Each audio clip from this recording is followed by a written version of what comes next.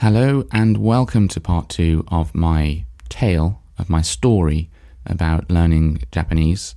Where was I last time? I was at the point where I was talking about not having any idea about how to study a language.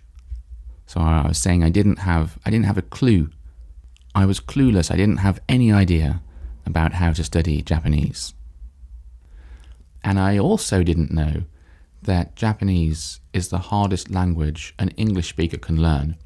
I think before I had started learning Japanese, if someone said, this is the hardest language you can possibly learn, and you have to study every single day for hours, I probably would have said, right, then maybe I don't want to study Japanese after all. I think I was very naive. Sort of like an innocent way of thinking. And thanks to that naivety, I've ended up studying the language. In the end, it's been a good thing that I was so naive. But anyway, those 2 years where I was studying really intensely, the difference was, by then, I'd worked out what to do. I had failed so many times that I knew what didn't work and what did work, and what software was good or bad, and what books were good or bad. And so I could choose the right thing to do. So I decided I'm going to study every single day. I'm going to time my studies. So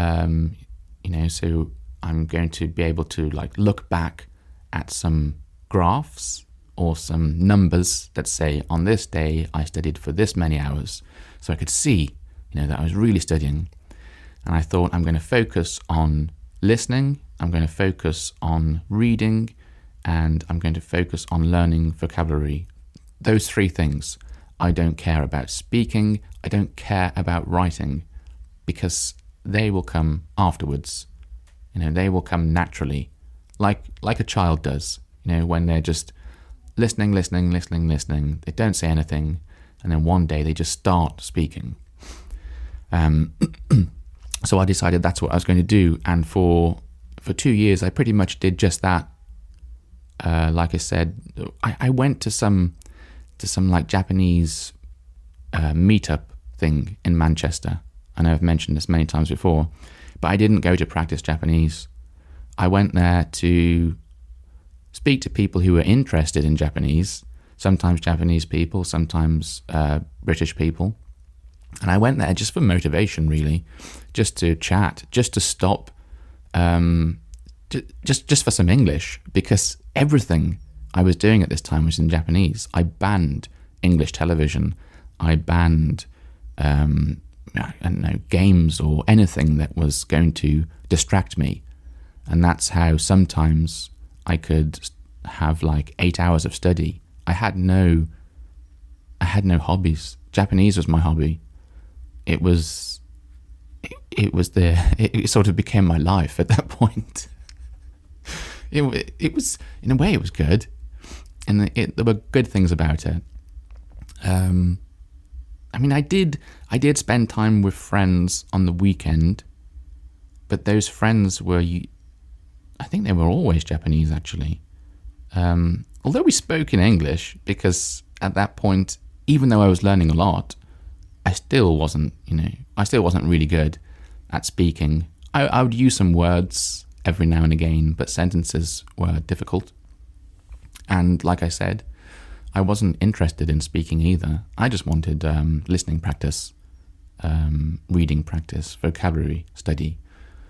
However, at the end of these 2 years, I did start speaking, and I didn't want to.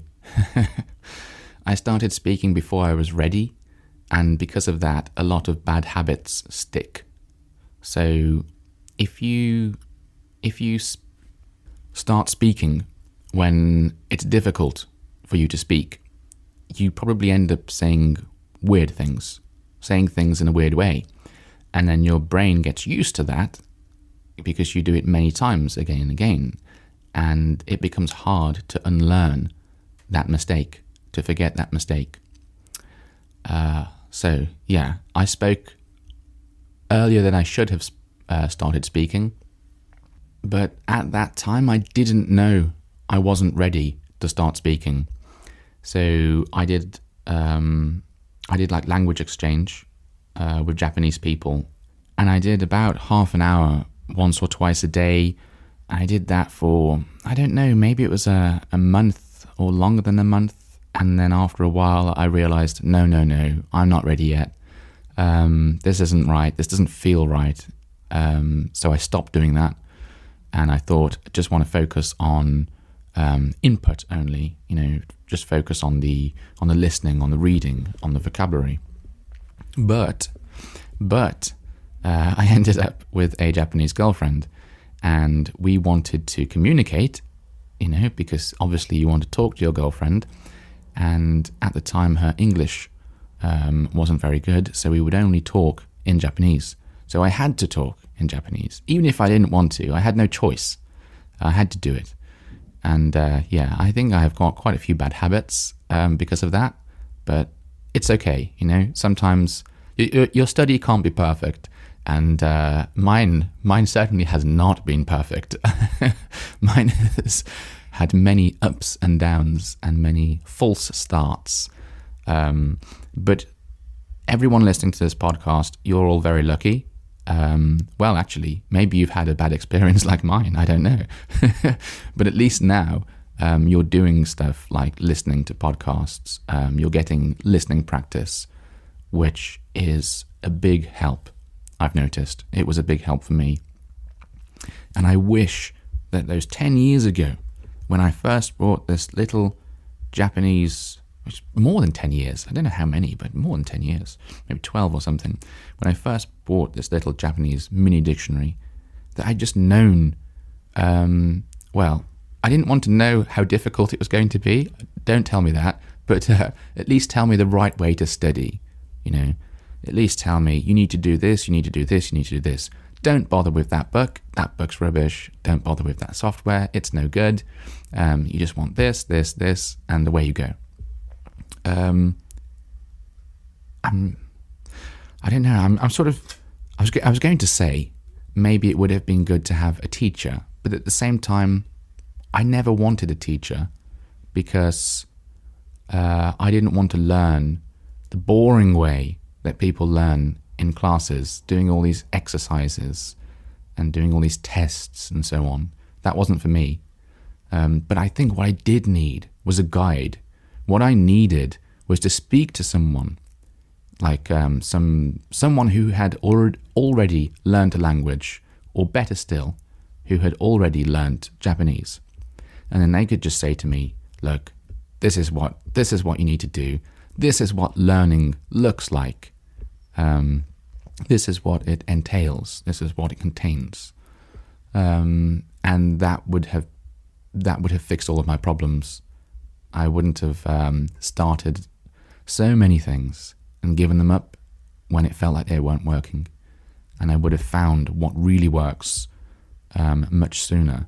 Because what really works is just using the language.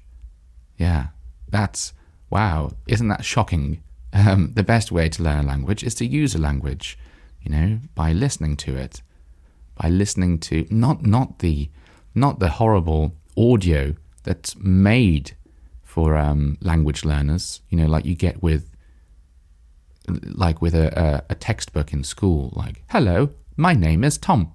Not that rubbish. I mean, real English, or in my case, Japanese, and reading books. For English people, not the textbooks in school with their unnatural English in. I'm very well today. How are you? You don't hear that so much in England. I mean, maybe if I don't know. Maybe if you're speaking to the Queen or something. Anyway, I think that's it. I think I've said everything I wanted to say, and it's turned into quite a long episode, so I'm going to split this up into 2 parts, and then you can listen to the regular 10-minute episode length that I like to do. So I hope that your English studies are going really well, I'm sure they are, because, you're listening to this podcast, and that's certainly a good first step. But don't forget to do the other parts of learning too, the reading and the vocabulary study.